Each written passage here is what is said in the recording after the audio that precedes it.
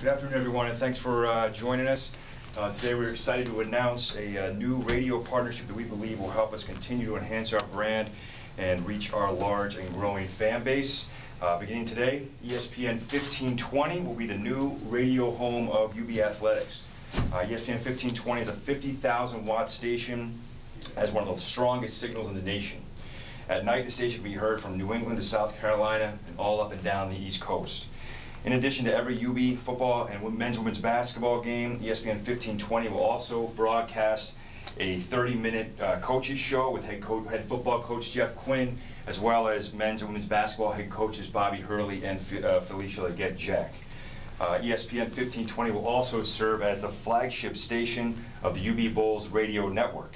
UB games will air in Rochester, Albany, as well as New York City, and this will mark the first time in school history that UB Athletics will have a radio network that blankets the entire Empire State.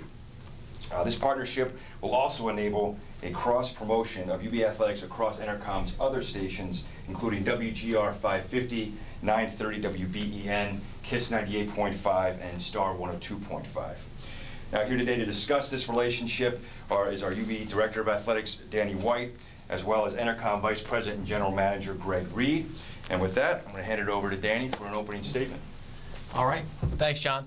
Exciting day for UB Athletics as we continue to expand our footprint and make our product available to our over 100,000 alumni across New York State, over 200,000 across the country. But we're really looking forward to this partnership with Intercom, the dominant player in the market here in Western New York, particularly in the sports world. 50,000 watt, as John had described, is a huge factor for us to, for the first time, have all of our football, men's and women's basketball games available across the entire state of New York in a prolific way. We had a short relationship with 1270 and grateful for our partnership with them. Really found a unique opportunity here with several things happening. Obviously, the availability to switch over to 1520, but also the ESPN brand. Obviously, with our affiliation and membership in the Mid-American Conference, we have a great opportunity on television to be on the ESPN platform, and really look forward to having that synergy with radio as well here, and working with Greg and his staff with 1520 to continue to build what we think is America's next big-time college athletics brand. I mean, we find ourselves in a unique position, as we've talked a lot about, as the only AAU institution, public university in the country that's not in a Power 5 conference. The state of New York, the only large population state in the country without a public university and its system of higher ed at the very highest level of college athletics. We feel like, and a lot of folks think, this is a sleeping giant, and we have to get the word out in a high-profile way on all of the successes of our student athletes and coaches, on the great fan experience we're delivering in men's and women's basketball and football. Led the conference in attendance last year at UB Stadium and look to continue to build that. And this partnership is a huge component for us as we continue to galvanize our alumni and the community here in Western New York. All right, Greg, a new statement? Or? Sure, yeah.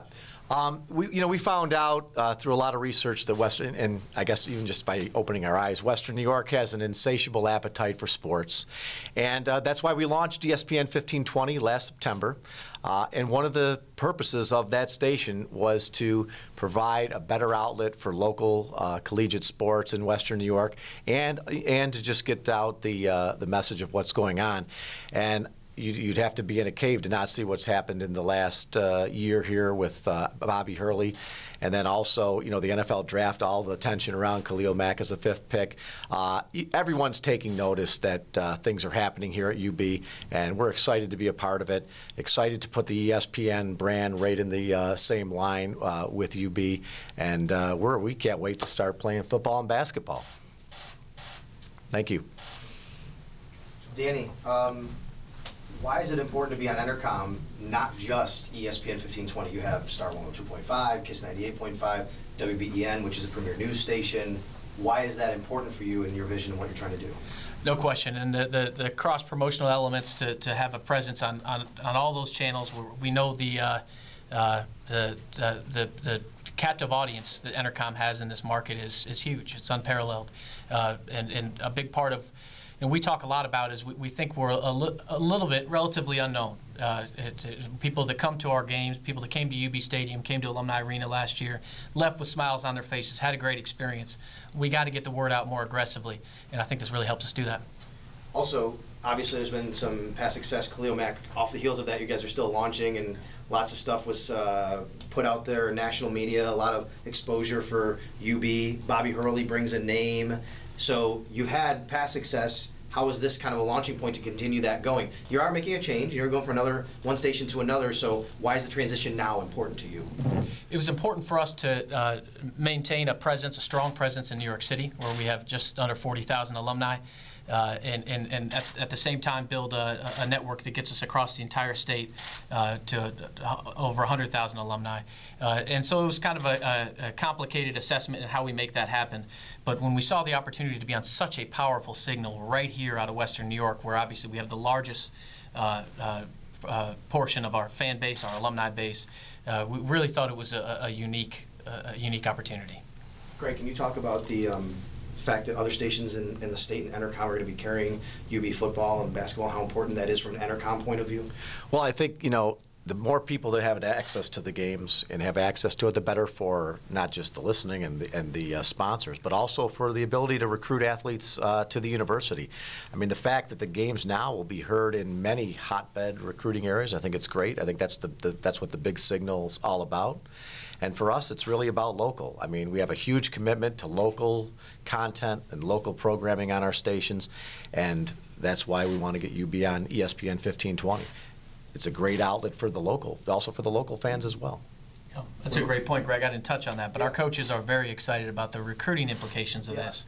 Mom and dad can stay tuned to how their son or daughter is competing through this partnership. Well, that's after they actually get on campus. What about before that? When you go into somebody's living room, they know who you are already, right? Is that a big part of this? No question. You look at our peer universities, AAU universities across the country, other major flagship universities of their respective states. Little boys and girls grow up in those states knowing who the major college athletics brand is, and a big part of that is hearing them and watching them on radio and television, seeing their product in retail, all of those factors. This is an important element. I want to know also about the ESPN brand, how this is good for you guys, because you've been on ESPN 2, ESPN 3, ESPN 1 is coming to campus this year for television side of things, for the Baylor game, I believe. Yep. Having ESPN attached to UB, even on the radio side, what does that mean for you guys? It's been a pretty special story over the last decade, the rise of college football nationally. And ESPN College Game Day has been a big part of that.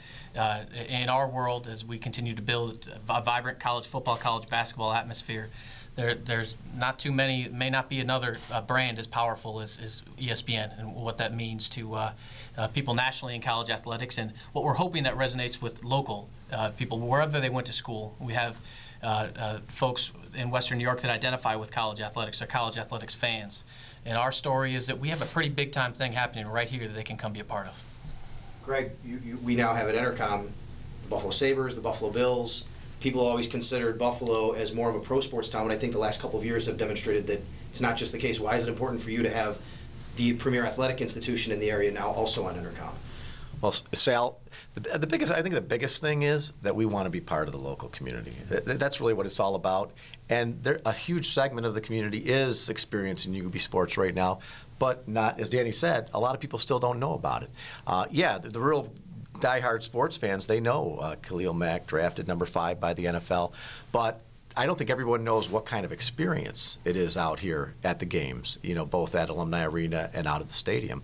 And that all that's going to do is help grow our audience and grow our local bond with our listeners. That's what our business is all about, bonding with the local audience and being part of the local community. That's just going to enhance it even further. And we get to grow our station as UB grows at the same time. We're not even a year old at ESPN 1520, and as Danny continues to grow what's already started to happen here, we'll grow right with it, and we're excited. What's next, Danny? You have this really good vision that you're building upon. It seems like weekly we hear something new about UB and the things you're doing athletic-wise. What's come next? What can alumni expect to see and hear about UB in the future athletically? Our number one priority is to show that we can be consistent. This past year we were smarter than we've ever been. Student-athlete GPA was the highest it's ever been in our history, and our winning percentage across all sports was the highest it's ever been. And we're proud of that, but we want to continue to show that we can improve on that and raise the bar, but we can't have a drop off the peak. We got to make sure we continue to build. We need to go to two consecutive bowl games, and we need to go to a third. We need to continue to build our basketball programs to get in the NCAA tournament, both men's and women. Our goal eventually is to have all 20 sports knocking on the door of a conference championship, to be in the conversation and be in the mix as one of the teams that could potentially win it in a given year. And then once we have that championship culture around here, I think that we'll not only awaken our alumni locally and the community, but people nationally will start to take notice at even higher levels than they already are. We can still expect to hear from both coaches, right? Coaches shows, things like that. They'll be on weekly and doing to keep an update on what's going on with the programs. Yes. Yep. Okay, and then also talk about facilities a little bit. I know I heard you on the radio the other day talking about some of the changes in your vision for facilities going forward. Facilities is a critical part of what we do. We talked about recruiting earlier. Student athletes are very educated consumers, and they have 5 visits, 48 hours on campus. They come with mom and dad, and chances are, as I said on GR last week, if they're good enough for us to recruit them, their sport is probably pretty important to them. And the facilities they compete and train in is very important to them. So we have to be more competitive as it relates to our peers in the Mid-American Conference with the types of amenities that we can offer. We'll be finishing up in the next couple of weeks a world-class, state-of-the-art sports medicine center in UB Stadium. It'll have all the most modern bells and whistles for injury prevention and rehabilitation. That'll put us on par with our competitors as it relates to sports medicine. We have a brand new turf going in, the same that you see at Ralph Wilson Stadium in UB Stadium right now. And we're working to tackle some other larger capital projects as well. But we've made huge strides in the last 4 or 5 years in improving our facilities. We have a little ways to go, but we're working on it, and we have a lot of generous donors that are tuned into what we're doing. And then finally, the alumni, how important is it for them to have the exposure now to, no matter where they are, we talk about 50,000 watts. They can be all over the Midwest, they can be down New York State. How important is it for alumni to be able to stay in touch with what's going on with the program now that you're on Intercom at 1520? I think it's critical, we want our alumni to stay connected to this university. College athletics, if it's run the right way, can serve as the front porch to an institution, can serve as that hand reaching out and keeping alumni connected to their alma mater. That's hard to do if they can't follow the games, if they can't get to know our student athletes and our coaches and follow through a season of the ups and downs of a season. That's the beauty of sport. There's a lot of drama involved in it. There's wins and there's losses and there's successes and failures, and we want our alumni to be able to follow along.